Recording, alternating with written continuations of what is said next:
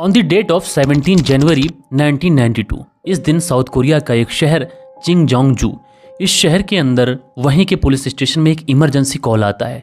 और जब पुलिस वाले उस कॉल को उठाते हैं तो सामने कॉल पर एक लड़की होती है। वो बहुत ही डरी सहमी सी पुलिस वालों से कहती है कि सर, हमारे घर में चोर घुस आए हैं और वो हमारे पिता की बहुत बेरहमी से पिटाई कर रहे हैं। पुलिस वाले जब ये बात सुनते हैं तो तुरंत उस लड़की से एड्रेस लेते हैं और अपनी गाड़ी उठाते हैं, तुरंत उस इलाके में पहुंच जाते हैं। वहां पर जब पुलिस वाले पहुंचते हैं तो देखते क्या है कि इस घर का जो डोर है वो खुला हुआ है। डोर खुला हुआ देखकर पुलिस वाले चुपके से उस घर में घुसने की कोशिश करते हैं। और पुलिस वाले जब उस घर के अंदर पहुंचते हैं तो सामने कॉर्नर में एक लड़की बैठी हुई जो कि काफ़ी ज़्यादा डरी सहमी थी, बहुत ज़ारू कतार रो रही थी। पुलिस वाले उससे कुछ पूछ पाते इससे पहले ही वो लड़की रूम की तरफ इशारा करती है। पुलिस वाले जैसे ही उस रूम के अंदर पहुंचते हैं तो देखते क्या है कि एक व्यक्ति है जो कि बहुत ही ज़्यादा ज़ख्मी हालत में पड़ा हुआ है। उस व्यक्ति को देखने के बाद में पुलिस वाले उसे हिलाते डुलाते हैं, लेकिन देखने से ही ऐसा प्रतीत होता है कि किसी व्यक्ति ने इसको चाकुओं से बहुत ज़्यादा बार गोद दिया है। इसकी वजह से शायद इसकी मौत हो गई है। तो ऐसा क्या हुआ था साउथ कोरिया के इस शहर के इस घर के अंदर कि एक व्यक्ति की इतनी बेरहमी से किसी के द्वारा हत्या कर दी गई थी। So hey guys, welcome back to my channel Hidden Truth and today we are going to discuss the murder case of Kim Bu Un. Police जब उस घर के अंदर पहुंची थी तो वहां पर कमरे के अंदर एक लड़की बहुत ज़ारू कतार रो रही थी। उसके बाद में पुलिस वाले उस लड़की से पूछते हैं कि बेटा तुम कौन हो। तो वो लड़की बताती है कि मैं वही लड़की हूं जिसने आपको फ़ोन किया था। उस लड़की का नाम किम योंग होता है। और वो लड़की कहती है कि जब मेरे पिता सोकर उठे तो अचानक से उन्होंने देखा कि घर के अंदर चोर घुस आए हैं और चोर उनके घर से कुछ महंगी चीज़ें चुरा रहे हैं। इसलिए उसके पिता ने उस चोर को रोकने की कोशिश की, लेकिन चोर नहीं रुका। पिता ने जब उस चोर के ऊपर फोर्स दिखाया, पिता ने जब उसको रोकने की कोशिश की फोर्सफुली, तो उस चोर ने पिता के ऊपर हमला कर दिया और चाकुओं से एक के बाद एक कई सारे वार उसने पिता के ऊपर कर दिए, जिसकी वजह से पिता यहीं पर गिर गए और जो चोर था वो घर से उनकी महंगी चीज़ें लेकर 9-11 हो गया। पुलिस वाले इस लड़की के सारे बयान दर्ज करवाते हैं, लेकिन इस लड़की के बयानों में पुलिस वालों को कहीं ना कहीं कुछ खोट दिखाई पड़ती है। दरअसल इस लड़की का जो बिहेवियर था ये बिल्कुल सेम था, ना कोई चेंजेस थे, क्योंकि जिसके पिता की उसके ही घर में अगर हत्या कर दी गई हो तो उस लड़की का आप अंदाज़ा लगा सकते हैं कि उसको कितना ज़्यादा दर्द होगा, कितनी ज़्यादा तकलीफ होगी। लेकिन ये लड़की बिल्कुल नॉर्मल बिहेवियर में पुलिस को अपने बयान दर्ज करवा रही थी।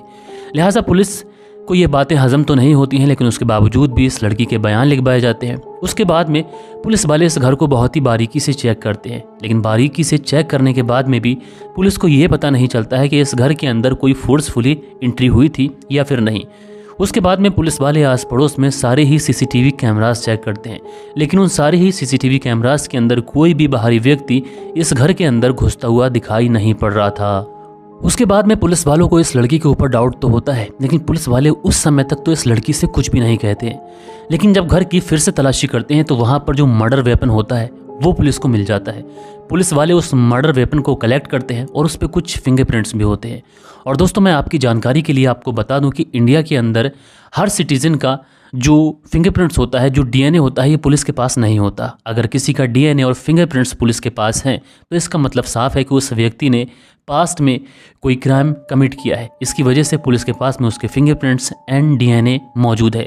लेकिन कोरिया के अंदर ऐसा नहीं होता। वहाँ पर पैदा होते ही हर व्यक्ति को अपना डीएनए एंड फिंगरप्रिंट्स गवर्नमेंट को सबमिट करने होते हैं। और इसी की वजह से वहाँ की जो गवर्नमेंट है, अगर कोई क्राइम होता है और क्राइम स्पॉट पर कोई भी फिंगरप्रिंट्स एंड डीएनए सैंपल अगर मिलता है तो उसको मैच करने के लिए दर दर की ठोकरें नहीं खाना पड़ती, क्योंकि पुलिस वालों के पास में पूरे ही कंट्री के हर सिटीजन का ऑलरेडी डीएनए एंड फिंगरप्रिंट्स मौजूद होता है। एंड इसी मेथड की वजह से 2 दिन के बाद में पुलिस को जो फिंगरप्रिंट्स मिले थे वो फिंगरप्रिंट्स मैच कर जाते हैं। और जो फिंगरप्रिंट्स होते हैं ये 21 साल के लड़के के होते हैं, जिस लड़के का नाम होता है किम चिंग विन, जो कि उसी कॉलेज में पढ़ता था जिस कॉलेज में उस घर की वो लड़की जिसका नाम किम योंग होता है वो पढ़ा करती थी।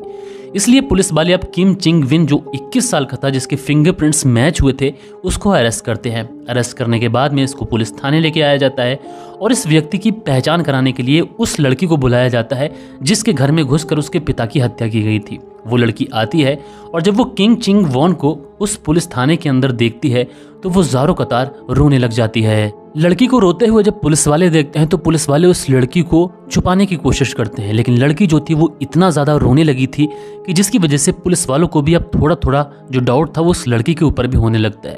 उसके बाद में ये लड़की अपना मुंह खोलती है और पुलिस वालों से कहती है कि ये जो लड़का है जिसका नाम किंग चिंग वॉन है, ये इस तरीके का क्राइम कमिट ही नहीं कर सकता, बल्कि उसके पिता की हत्या मैंने ही की है, यानी मैंने ही अपने पिता की हत्या कर दी है। अब पुलिस वाले जैसे ही ये बात इस लड़की की सुनते हैं, तुरंत इस लड़की किम योंग और ये जो लड़का था किम चिंग वॉन, जिसके फिंगरप्रिंट्स उस जो मर्डर वेपन था उस पर मिले थे, इन दोनों को अरेस्ट कर लेते हैं। अरेस्ट करने के बाद में अब इन दोनों से पूछताछ की जाती है। जब इन दोनों से पूछताछ की जाती है तो ज़्यादा देर तक तो ये लोग पुलिस के सामने चुप नहीं रहते हैं, लेकिन उसके बाद में जो कहानी ये लड़की बताती है, उस कहानी को सुनने के बाद में जो पुलिस वाले होते हैं, जो पुलिस थाना होता है, ये पूरा का पूरा हिल जाता है।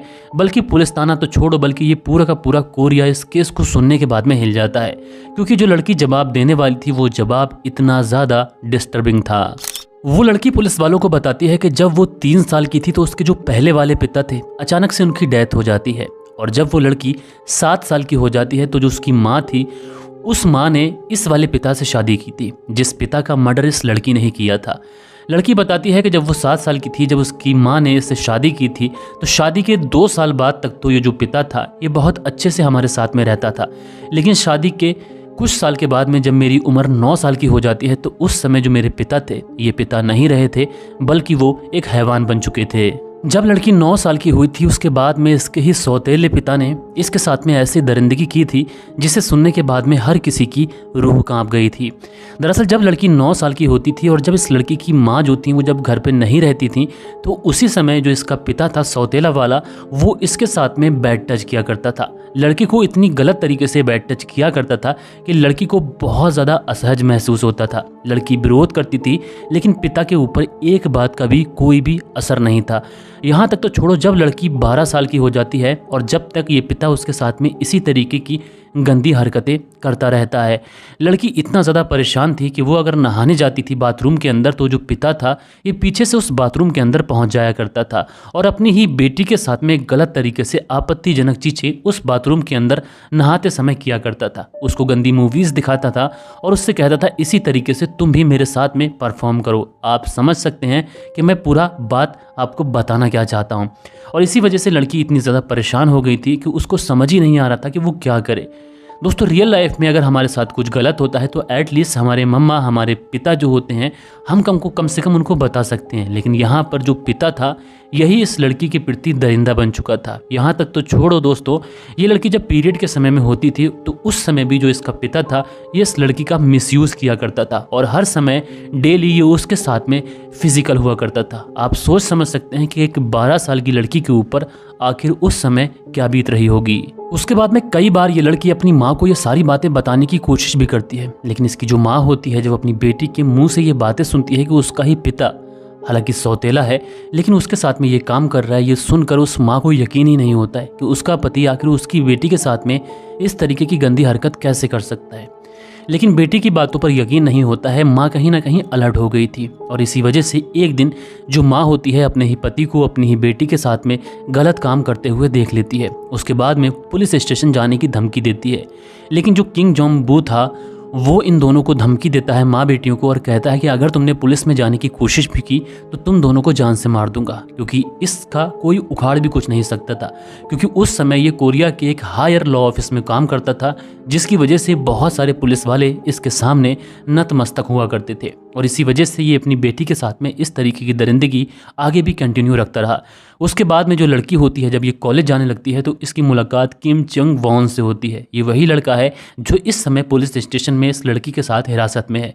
जब इस लड़के से इसकी मुलाकात होती है, दोनों एक दूसरे के साथ में रिलेशनशिप में आ जाते हैं, मोहब्बत पड़ जाती है, डीप रिलेशन में ये दोनों एक दूसरे के साथ में आ जाते हैं। उसके बाद में एक दिन बातों ही बातों में इस लड़की के मुंह से अपना दर्द बयां हो जाता है। जब ये लड़का इस लड़की के मुंह से ये सारा दर्द सुनता है तो वो इसके पिता से इस बारे में बात करने के लिए जाता है, लेकिन इसका जो पिता होता है लड़की का, वो कहता है कि अगर तुम दोनों उसके पास भी आए तो तुम दोनों को जान से मार दूंगा। और ये सब कुछ ये इसलिए बोल रहा था क्योंकि उस समय ये काफ़ी ज़्यादा पावरफुल था।